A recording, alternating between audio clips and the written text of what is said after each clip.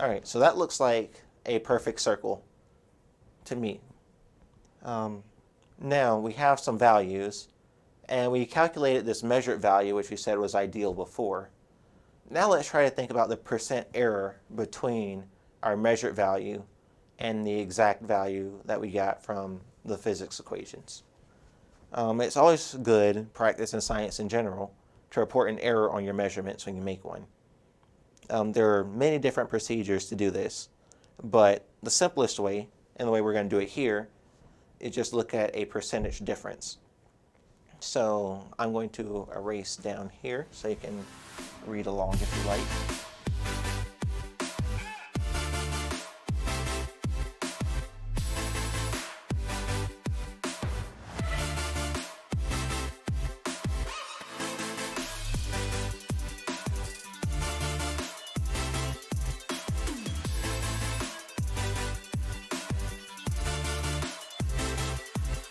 So we're going to use this equation here.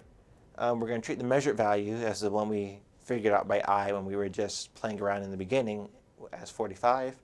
And we're going to treat true here as the value we just calculated in the previous step, which is 42.6. So let's go back to Desmos. Again, we can clear this out. So we're going to type 100 times, and we're just going to write the letters ABS.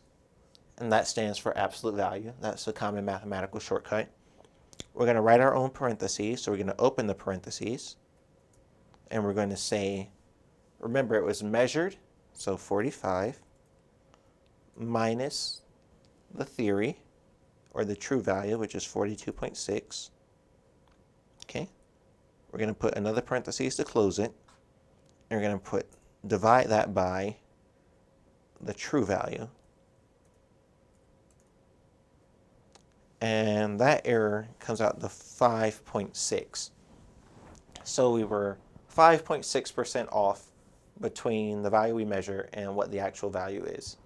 So, for our purposes here, day one trying this, I would say 5% is very good.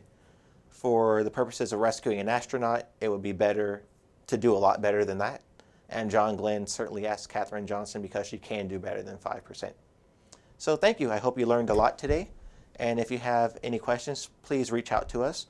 We're always happy to help. Thank you.